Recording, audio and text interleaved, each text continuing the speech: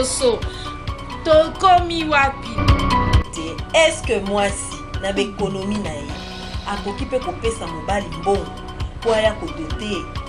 Alors monsieur Papi pour être en mesure de faire quel travail dans la vie? Voilà les raisons. Parce que la plupart des gens, ils parlent, mais ils ne savent pas quelles sont les véritables raisons.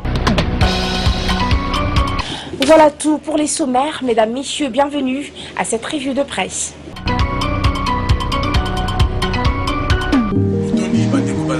Merci pour la confiance que je peux ça pas tuer les filles. On est au tableau de l'installation pour 2016 pour la population. On a bien la leader de l'opinion, Baïmboka. Donc quand même pénible, on a un souci pour aider jeunesse pour encadrer. On a bien mis les jeunes parce que vous savez que la République du Congo, il y a des jeunes aujourd'hui qui ont la licence, à graduer, ils se retrouvent la place où on a bien mis la cabine, mon chalet est élité. Et bien, la préférée la tête à l'anda pour pas qu'il y ait au niveau à Poto. Et en gros, le leader de l'opinion et en même temps autorité morale. Pour les proches de la jeunesse, comme le monde a Moka, Justin Nyangaza, les grands cas, où il y a diaspora, afin de remettre en Poutou, ils entre en cheval Paris, Londres, États-Unis. Donc, on se regarde, mon ben bonaï, pour le monde qui est en Poutou, dans Moka Ngele, tu peux aller en Tiasa, tu éviter à pour la nouvelle ligne à l'émission. Moi, je suis leader de l'opinion, Justin Nyangaza, Grand Beauté, et c'est Mouizali. Voilà. Une nouvelle émission, l'émission, ils cherchent à la Kisasa, ils ont une mission à la population, ils ont une mission pour la jeunesse. Une nouvelle émission. Bon, merci les journalistes. Donc, je crois que Naïe Lelo, on a annoncé na peuple congolais il y a sur place na Congo na ya Libanda que c'est la première fois dans l'histoire ya politique à pays oyo que diaspora à se réunir et de former un mouvement politique oyo qui est toujours légalisé dans la partie politique. Donc je crois qu'il y a solo mais Mbaloyo, tout ça gagne, donc tout ça les partis politiques. Donc tout ça, on a contact tout, tout ça là, voter, tout ça là, un autre, tout ça statut, pour représenter l'idée de bien vis-à-vis de la politique à Congo. Donc tout ça déjà un poids lourd dans le pays en termes économiques. Je crois que l'année passée, le budget à Mokaoyo et Zalaki na 8 milliards de dollars. Mais ce que Taliban statistique, les journalistes, ça la recherche, je comprends que diaspora, que tu n'arrives même plus. Alors cette fois-là, tu s'est décidé, tout ça la partie politique, pour participer dans la politique à Mokaoyo. Bon, négocier, pour le but, on a une compte de la diaspora. Est-ce que la diaspora va faire un mandat de représenter Bango au sein de la République du Congo? Non, mais je crois que ce que le diaspora, ils allaient notre union sur Oya, Afivaka, Oya Congo. Donc vous avez la diaspora, Congo, Brazzaville, Angola, partout. Quelle est la question? Est-ce que pas fait un mandat? Donc, le mandat, ils allaient que Nazali, président fondateur. Oui. Évidemment, il y a un collège de fondateurs. Et des niveaux des Congolais, où ils se mettre ensemble. Mais nous avons initié l'idée. Parce que j'étais ici à Solo comme candidat député en 2011. Donc, on a vu comment ça se passe ici. Donc, cette fois-là, tout ça, parce que tu vois, Makambolelo, ils ont plus représenté mieux dans l'ensemble. Donc, ensemble, on est plus fort. Donc, c'est à décider tout ça dans le moment, et puis tout ça va plus écouter. Vous comprenez? Donc, nous allons nous imposer, c'est les marchés politiques en Mokaoyo. Voilà. Mais projet de système, les amis, exactement, il y a un parti politique, il y a un mouvement, vous savez. Pour la démocratie, de force au niveau de la diaspora. Projet de société, la ministère. Bon, projet de société, ils allaient, au moins, ils ont des programmes qui sont vastes. Vraiment, dans quelques minutes, ils ont des détails, ils ont sauté. Mais je crois que, na compris ça comme moi, par exemple, politique et le logement, par exemple. Au moins, dans beaucoup de gens, ils ont Kinshasa, ils ont dit na Maya Pong. Mais ce côté, les mêmes, ils ont dit pourquoi? Parce que batu nyonso c'est déjà la direction moko moi misala nyonso zakaka na Gombe donc bato fo bauta na basina fo bauta na Binza fo bauta na soki wapi bakonusu bayaka kaka na direction moko ça cause des bouchons tout ça donc de créer système de logement vous allez que les gens l'état kotonga par exemple ndako ou ya kopesa par exemple bato basala na l'état pour bazofuta malem mais kuna place wana par exemple il faut bazana ba faciliter tout c'est des shopping center nous bazana besoin de que mutu fa utaka na tsele pour ya kosala likamuna na bombe donc ça la bomba la possibilité wana côté bazali voilà un peu par exemple ça par exemple bon l'utilisation aussi de l'espace les choses comprendre comme on a ndako mususu bato bazali 20 mais ndako ya des chambres les choses comprendre format ça ça va bien ça veut dire que le combat est de Justin Panzu ils allaient pour la pousser dans l'autorité mais va diriger la province de Kinshasa pas enclavé qu'à battre place de mon côté il y a tandis qu'il y a des espaces au niveau il y a pas mal de goût au quand même pas au sein de logement je peux dans sens année voilà mais ça veut dire que même vision ta vision ils ont qui n'est pas dans la tribune il y a son excellence premier ministre honoraire Mozito parce qu'il est père l'obéla qui est dans la tribune il y a Mozito il y a évité aux la même idéologie ou bien il y a idéologie en tant que diaspora non en tant que diaspora nous a plus rénové c'est comme j'ai dit je ne vais pas dévoiler ici parce qu'il y a la cliché politique de la Zali.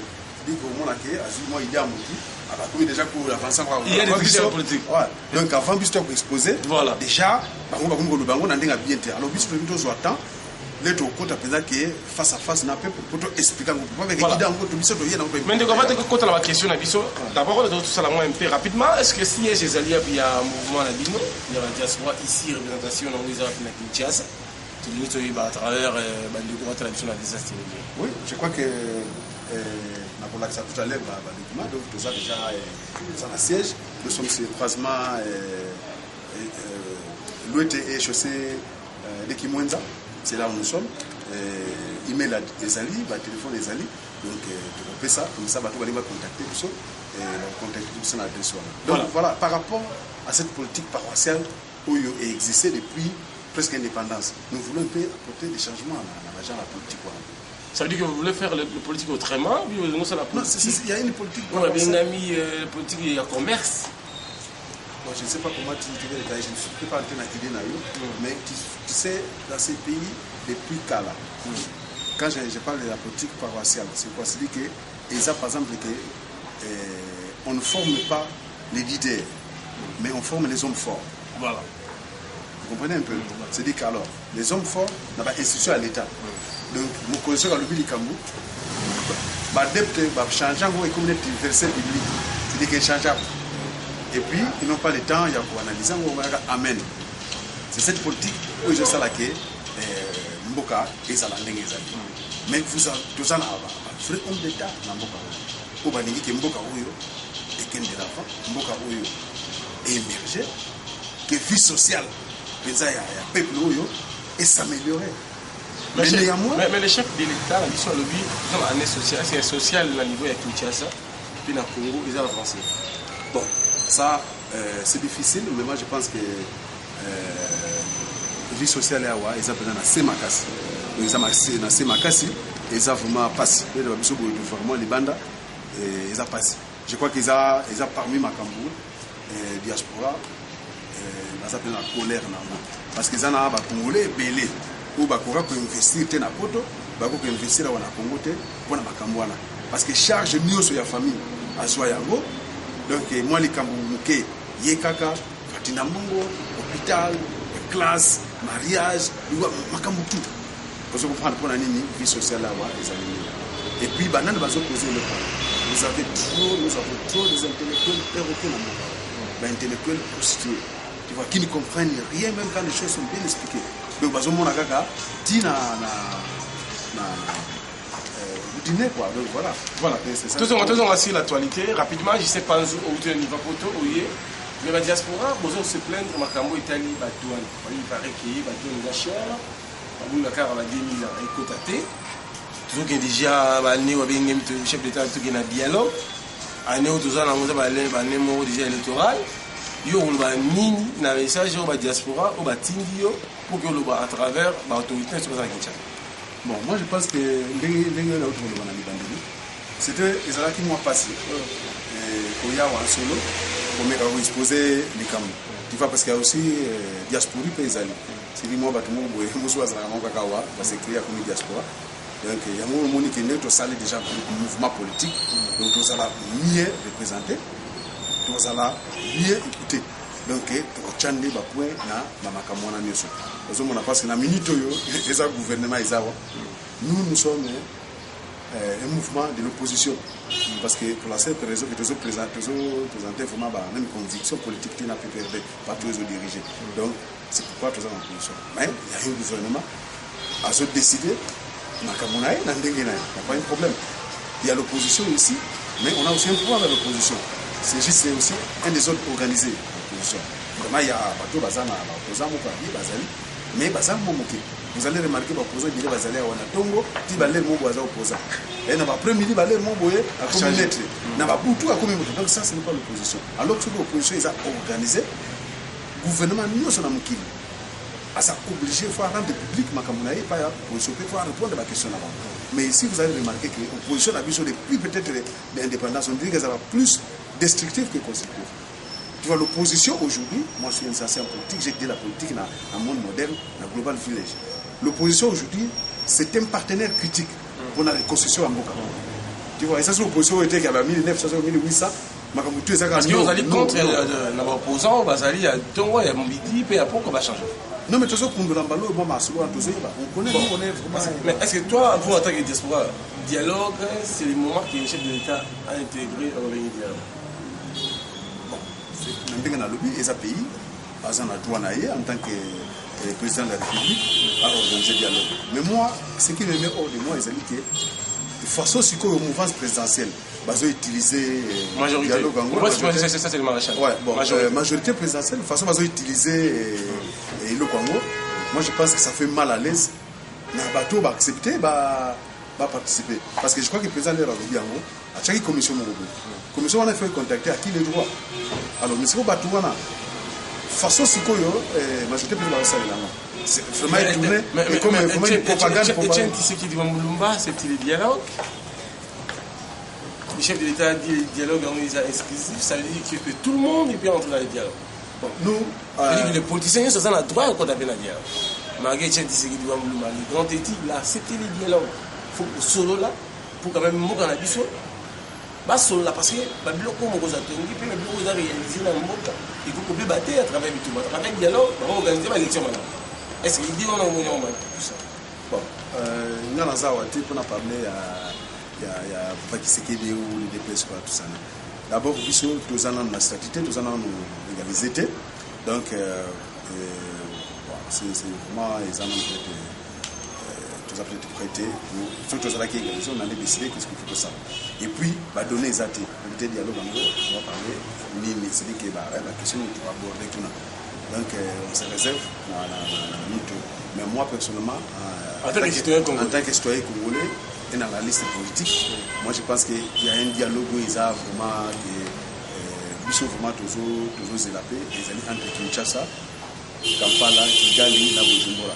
Parce qu'il y a une femme congolaise qui est violée chaque 40 minutes. Il y a cette guerre répétition à l'est de ces pays où ils sont mal à l'aise. Je crois que nous sommes vraiment organisés. C'est comme ça que nous avons invité le département d'État à Washington, nous avons invité le Parlement américain à Washington, nous avons invité le Congrès. Donc on était là, on a une image où il y a exposé le problème où la femme congolaise viole, expliquer les bateaux, on a décidé que viol est un viol normal. Où ils allaient violer vous tirez d'ici, donc et culture un peu qu'on a vu ça, moi c'est congolaise, vraiment ils ont sabotage. Donc, on va revenir avec vous, chers amis. Merci à Timo Balérezo le plus demandé, merci à Aminata la sénégalaise, à Zali quand même de l'Arabie Saoudite, Yves Malou, à Bichouane, à Bruxelles, à la Souta Fatou, à Bandeko, à Bruxelles, à la Bisso, à Nidembo, tout ça. Toujours la régie, la production, la validité de l'opinion, tout à l'heure. entrée ya mwana mboka Justin Nyangaza na niveau ya États-Unis ya Congrès to yibita kota na qualité nini kuna na kati ya Congrès makambo Italie bazo kolobela makambo Italie les grands lacs. Regardons comme si vous étiez. So the United States, along with many other independent organizations, are doing great work on that. But I think it's also a reminder, as we look at how crucial this democratic transition is, that there continue to be elements that could become very problematic if the country started to backslide. And that's one of the reasons we have to stay so focused on the stability element as well. A sentiment that's being reflected in other parts of the region that we should be aware of. We were very pleased when the Constitutional Court made the decision to not move forward with this bill, and we have since heard from Ugandan authorities that they have no intention of presenting this bill back to their parliament. That said, it always could happen again. We continue to support the LGBT community in Uganda. To encourage respect for their human rights. Human rights are enshrined in the Ugandan Constitution, and so we constantly remind them that respect of the human rights of all Ugandans, regardless of their sexual orientation or gender identity, is critical to the country's success and moving forward in democracy. And I actually see this as one of, at least up to this point, as a success story. The LGBT community in Uganda have told us that they are seeing more support from the police. They feel much more confidence in the chief of police, and they think his leadership has been part of their ability, building their confidence in the community. So we will continue to work this effort. It's not over. This doesn't change hearts and minds. There's still a huge community of people who will express their views in ways that are unacceptable. And what we want to do is encourage the government to hold them accountable, but also to protect the human rights of all of their citizens. Back, Mr. Chairman. Thank you. Mr. Beddoes. Thank you, Mr. Chairman. Thank each of you for your testimony here today. I want to refocus on consistency of message. And not technically in my docket, but they made clear this is an all-team, all-hands-on-deck effort. So all of us are participating in this. It boggles the mind that we are where we are. And I have communicated to President Kabila directly that this is the number one thing I hear about from my former colleagues, because that happens to be true, as the message from Congressman Schiff indicates. On the leverage with Burundi, I think there are two... I'm sorry, before you go into that, what do you think is the real holdup? As Assistant Secretary Thomas Greenfield said earlier... I'm sorry. It's really difficult to know. I mean, to the question, it's not... While some people have posited that this is an effort to get a demand on this or that thing, it's certainly never been raised. We have gotten clear indications from people senior in the government that there is no legal barrier to this happening tomorrow, while others have certainly argued to us that there are these barriers. But as far as we can tell, there is nothing but political will that stands between this being, at least some of the kids being released tomorrow. But I do want to let those who Merci beaucoup, Madame Mboka. Alors, mon Mboka Nyangaza Justin, temoni yo la kati ya Congrès, exactement. Ils ont qualité nini qui est contre la Congrès ou américain ba koloba. Ba grand prêtre Obama tu basala qui wa basa ko so. Ils ont la qualité ni tandis que moi les gens sont venus la kati ya Congrès. Bon, une fois de plus, les gens qui savent que nous avons vraiment défouetté, nous avons organisé, donc l'opinion de ces amakasi, donc toquer dans ma porte tout, en Europe, en Amérique, et partout, et puis tout ça qui accepté. Et on m'a dit, invité qui biso dans ma département donc voilà, donc côté kuna, avec invitation. Les actes qui ont été avec invitation de prendre les actes avec invitation pour participer dans l'île. Vous avez profité de l'équipe et on a sonné il y a des tout là pour parler dans la reste de la salle nous sommes donc tout ça qui est comme parce que et puis pour votre information diaspora congolaise les a reconnu dans niveau international donc diaspora est actif donc mais africain mususu donc voilà donc c'est ça donc ça lobby na biso tout ça comme si on a niveau voilà mais pour plusieurs conférences bon là il y avait beaucoup de pays mais pourquoi on va le RDC c'est-à-dire contenir makambo ilekaki mais tandis que le chef de l'État ici pas pour que bango va violer mais aussi là sur la conclusion de la conférence et là on y retenait qu'il a 4 conférences bon en tout cas dans cette conférence je crois que pour nous ça allait qu'à promoter donc ça allait qui Burundi Rwanda na Uganda le belaki yango mais pour la RDC et locaux bango balbi ba encourager président ba élection ba féliciter président ya pays pour avoir fait la paix avant et après ba élection 2016 en 2006 et puis azo mais quand même pour transformer Kinshasa en une ville moderne mais à respecter à Signaki c'est-à-dire balinga kota na cour des grands c'est-à-dire que comme leader africain oyo batikala balaki na Mandela Jonathan ou ya Nigeria Kenyatta bablo mabolo sur ça bangiza ya moi donc pour couper ça moi parce qu'il y a petit coup alors il fallait on a continuer donc voilà lingi on a sauvé ça kuna ezaki mwana donc ba encourager que dialogue ezala entre ba opposants na bon pouvoir et ba mika là pour des élections et ça voilà quoi pour des pays voilà l'élection voilà mais si vous prenez le mouvement Labino qu'est-ce que tu vas dire à Bandeko Ouattara sur internet partout au monde qu'est-ce que tu vas dire à la diaspora et la population et dans la négociation. Donc en tout cas, les gars, tout ça organisé. Voilà par exemple le livre d'or Yango. Donc le livre d'or na biso Yango. Donc Moutou, c'est bon. Donc Moutou avant à s'adhérer, tout tindelié le logo Yango. Logo na biso Yango. Logo Kalti Yango. OK. Chape na biso Yango. Chape Yango. Nous avons unité, progrès social et puis démocratie. Donc nous voulons quand même apporter un changement de Donova. Bon, nous avons que nous attendons déjà d'un niveau de licence. Nous attendons que nous passe. Nous attendons d'un niveau de licence. Il va se retrouver comme Tekabamaï. Il va se retrouver comme et ça, nous avons Moussala. Mais mon niveau attend d'un niveau de licence. C'est élite pour Namboka. Parce qu'il y a déjà comment ça la recherche. À quoi créer. Alors, mais c'est ce qui espoir des athées. Donc ça quand même bien été. Donc voilà. Donc c'est par rapport à ça. Biso mouvement la biso. Donc tout ça n'a pas technique on a par exemple créer misala. C'est-à-dire que l'État par exemple. Ça va Congo. Non. Donc Congolais tout. Oui, c'est à niveau national. Le Congolais tout même à ça dans banda ça diaspora. Dans Congolais. Et tout le monde. Au tout le monde il y a douane. Congolais, ceux qui les lots, Makambeza, léger, connaissent, pour ça, business, c'est ça facile. Mais même les Congolais, Baza, les bandes, et puis, créer un emploi, et puis, le chômage. Donc, ça, c'est très important. Voilà. Mais pour nous, quand on a s'adhérer à la partie politique, qu'est-ce qu'on va faire?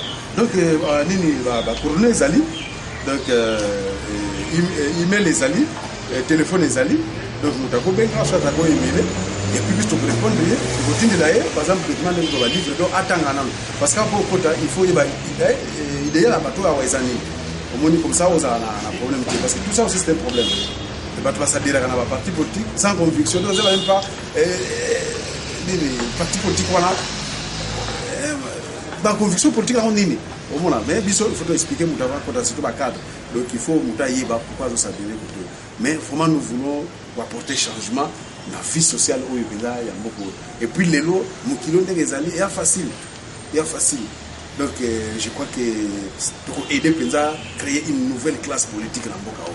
Pour nous avoir peur, depuis l'indépendance, depuis 1967, les lots. Merci beaucoup, Namandeko Balandi. Merci beaucoup et à très bientôt.